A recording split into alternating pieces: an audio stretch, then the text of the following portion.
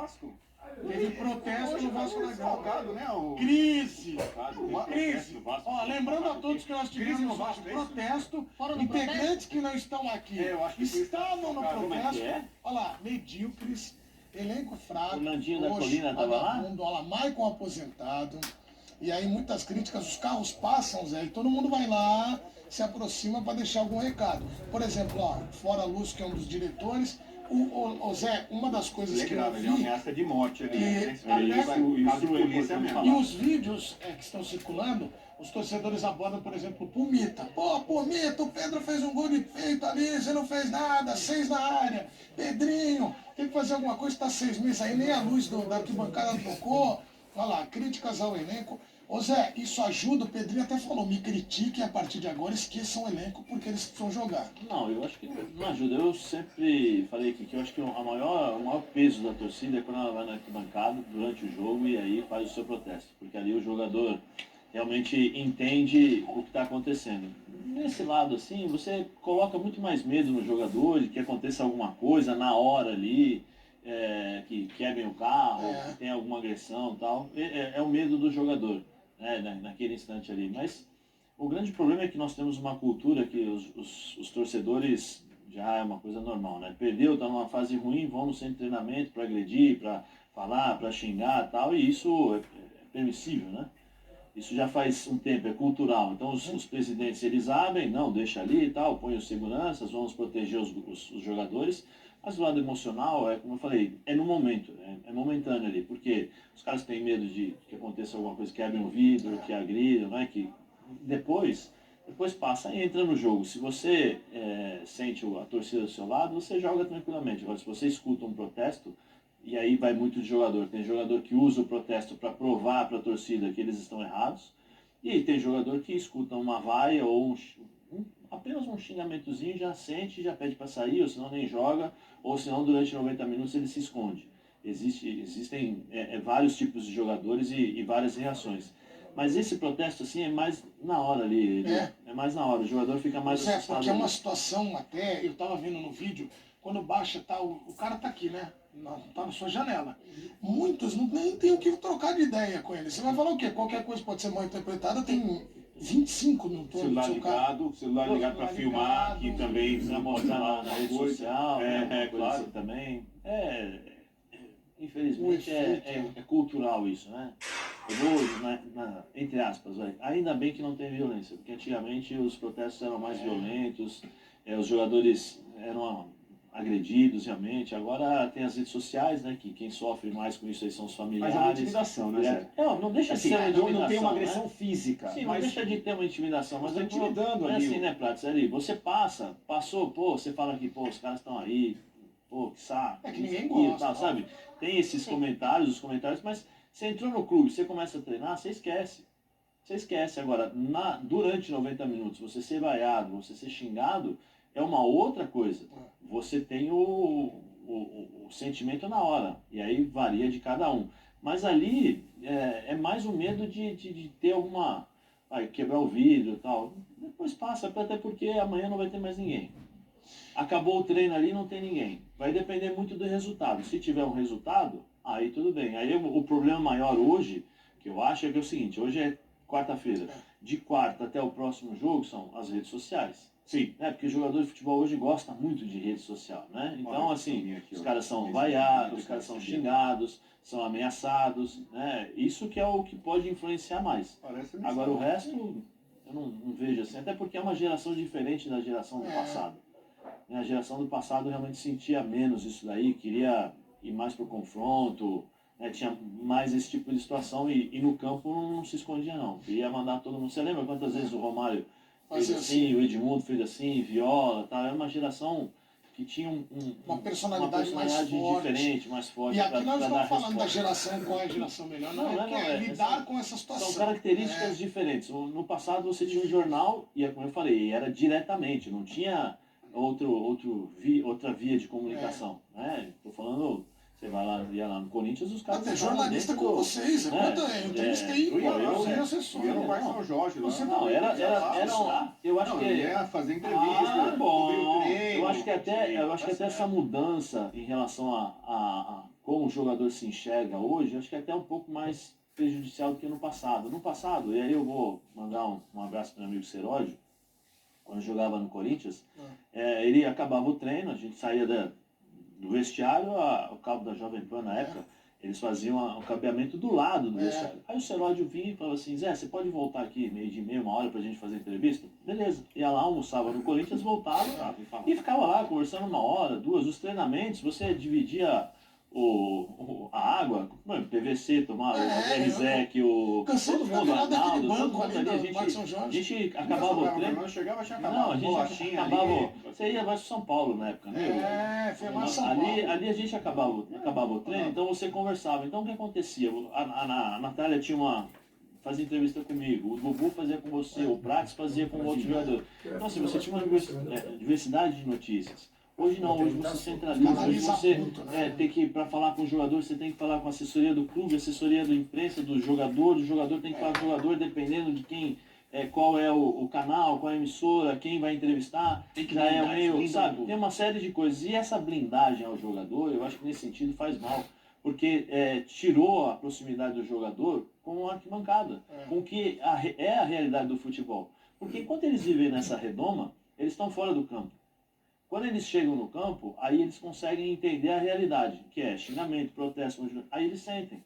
Aí eles, peraí, eles não estão preparados para isso, porque eles não têm esse tipo de coisa. Então tem muitas coisas que eu acho que são benéficas, que mudaram e eu acho que são válidas, e é normal a evolução da vida, e tem outras que eu acho que não fizeram tão bem, mas é o mundo, não tem jeito. Mas eu vi que você se manifestou aí também durante a fala do Zé, porque não é uma coisa que tem que se tornar rotina, né? Eu sou totalmente contrário a isso, Edu. Assim, uma coisa, e você não tem como tirar do sentimento do torcedor depois de um 6-1, que é dolorido, e além do 6-1, tem passado o Vascaíno nos últimos anos, que ele tem visto do clube, apoio nunca tem faltado ao time, São Januário está sempre lotado, o Vascaíno é um torcedor que acompanha muito o Vasco, isso aí não dá para se falar uma vírgula em relação ao comportamento do torcedor do Vasco, zero.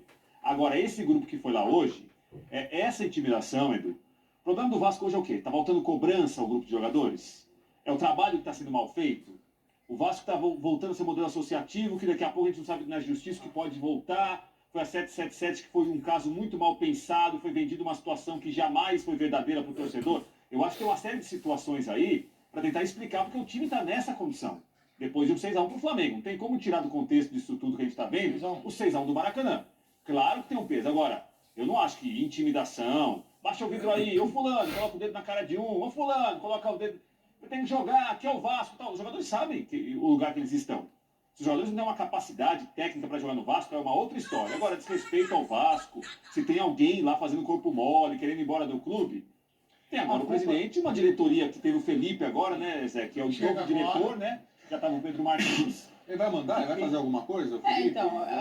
Vai sim. Vai? O Pedrinho vai diretor. não vai fazer nada? Não sei, ele pode fazer. Diretor técnico. Então, o Álvaro Pacheco foi Presidente contratado. colocou. O técnico que acabou de chegar e tomou o 6-1, ele foi contratado pela 777. Sim. Né? Então, imagina que ele tem as preferências dele, o jogador que ele gosta, que ele não gosta. Sim. Então, mas até agora eu não consigo entender esse imbróglio, né? Porque o que a gente escuta é o seguinte, o Pedrinho não tem voz ativa. Não pode... tem uma liminar que dá direito agora. Aí a 777 falou que vai entregar... Entrou com uma liminar também, as questões de... Fechou a torneirinha do judiciais, dinheiro. Estão fechando lá Dinheiro porque mesmo. não tem. Aí coloca o Felipe. Como é que vai ser o dia a dia do Felipe? O Felipe vai dar... Porque assim, pelo que você entende, diretor técnico, até onde vai essa questão técnica? Vamos Ele supor, vai no vestiário? E até dos mais simples, né? Vai fazer meio de campo, vai questionar alguma coisa. Vai questionar jogador? Vai questionar treinador? Então, para quem eles respondem? É isso que é a bagunça. O Vasco me parece a deriva. O Álvaro, o treinador que chegou agora, ele vai falar com quem? Eu falo com quem? Com quem me contratou? Falo com o Felipe? Eu falo com o Pedrinho ou falo com o pessoal da 777? Eu não falo com ninguém, faço o meu trabalho aqui. Sim, mas ele vai passar de jogador. Você precisa direcionar. Então, mas aí, por exemplo, o Felipe chega agora, bate lá na porta do Álvaro, do treinador, e fala, quero conversar com você. Aí o Álvaro fala assim, Quem é você?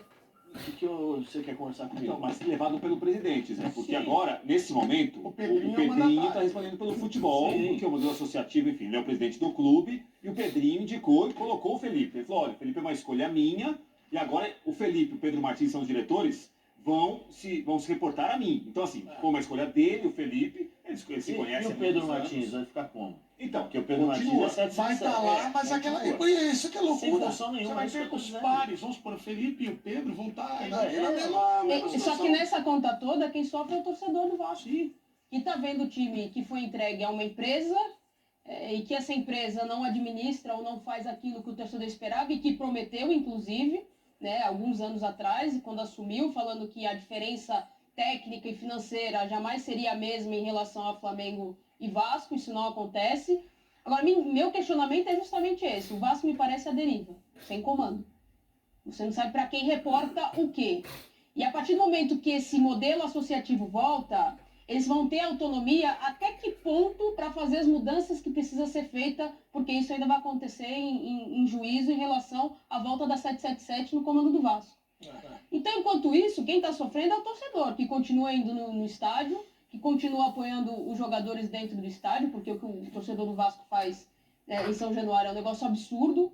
Série B foi assim, Série A é assim, o time a torcida não abandona o time. Agora, quem responde? Esse time já está no limite técnico do que pode apresentar? Se esse time está no limite técnico, vai ter dinheiro para contratar? A base vai resolver? Tem um monte de pergunta e muito pouca resposta do que a gente tem no Vasco. Eu faço sempre comparações com amor, com relacionamento, eu trago isso, né? Sei que Tá tem no muito hábito, isso. Então, o Vasco e 777 fizeram um casamento. Sim. O Vasco já tinha seus filhos, né? Que aliás são E muitos, vamos ver né? onde ele vai São chegar. milhões de filhos, os vascaínos pelo Brasil. Sim, vamos ver E aí o Vasco, né, tava ali meio que perdido, né? O Vasco viúvo. Aí viu uma parceira que, né, aparecia toda bonita, pomposa, rica, não sei o quê. A Bé da Lancha. E aí piscou pro Vasco. O Vasco, vou me agarrar aqui. Eu vou jogar minha vida aqui, né, nessa relação. Aí, claro, fizeram um contrato lá, né? O casamento é um contrato, né? É um acordo, né? Fizeram um contrato, foram morar. Só que agora eles já estão brigados, não se suportam. O Vasco não quer mais a 777, a 777 não quer mais o Vasco, quer vender. Só que agora já tem o contrato e eles estão morando numa casa ainda. Tem aquele casal que está casado oficialmente, mas está separado na prática, entendeu? E todo mundo querendo sair, mas tem que esperar como é que vai ficar o apartamento e tal. Os filhos vão ficar sempre com o Vasco. Esse assunto o Prates não sabe. Bom, É difícil falar isso assim.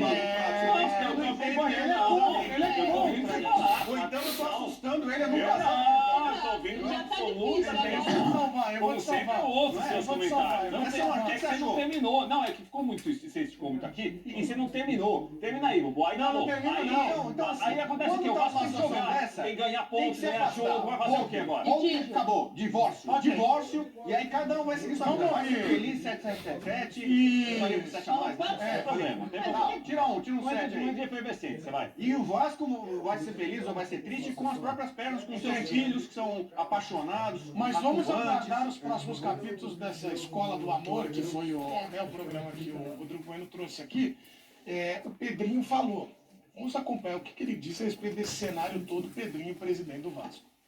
Devido ao jogo do domingo, que é um jogo inadmissível, que é uma derrota inadmissível, inaceitável, da forma que foi, alguns movimentos que seriam feitos mais à frente tiveram que ser antecipados.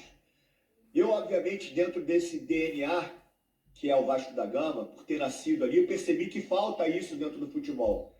Falta a essência vascaína. Falta as pessoas entenderem o que é o Vasco, entenderem o tamanho do Vasco, entenderem quais são os objetivos do Vasco e a grandeza desse time. A falta da essência de resgatar isso é uma das minhas obrigações. E devido ao resultado de domingo, esse resultado que não tem explicação, eu tive que antecipar alguns movimentos. Então, o Felipe se torna diretor técnico ao lado do Pedro Martins como diretor executivo de futebol. E os dois vão se reportar a mim com relação ao futebol. Esse foi um dos movimentos, de outros movimentos que vão acontecer. Só para dar uma satisfação para você, torcedor vascaíno. Você, vascaíno, mande seu vídeo para cá, para você falar dessa essência vascaína, o que você está sentindo nesse momento. Mas aí, Mas, eu queria diga, Zé. entender. Quem faltou com a essência do Vasco? Não, ele estava falando que, por exemplo, o Pedro que acho que é o que dá a entender, os caras da 777 não tinham a essência do vascaíno por se ele pôs Felipe lá. Eu entendi outra coisa. Eu entendi que, Vocês inclusive, ele se refere aos jogadores, sem citar os jogadores. Exato. Ele não fala qual jogador.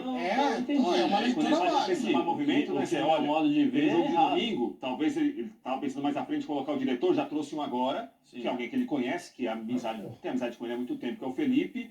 E o que dá a entender, a interpretação de cada um, Pra mim, ele ele vai fala mexer nos no elenco. jogadores. Vai mexer nos jogadores. Pra mim, quando ele fala faltou É isso. essência, pra mim não são os Felipe jogadores. Coutinho, a essência vascaína. Só que assim, é um discurso em conflito, né? Porque pros torcedores ele falou assim, não cobram os jogadores, deixa que me cobrem, deixa que eu falo com eles, e ao mesmo tempo você joga o jogador pra torcida, porque o que eu entendi também. Eu também entendi isso. Foi pros jogadores, nesse sentido. Agora, Pedrão, um abraço pra Um abraço você. para Pedro. Quem é a culpa? Você fala pra mim. Eu tô no spa fazendo. Mas quem como é que tem é a aquele negócio? Elias? É o Day, né? O Day é Beauty Day, né? Beauty Day, é. Melhor. Não, então, Cuidado, Gente, harmonização. essas coisas que dá pra fazer.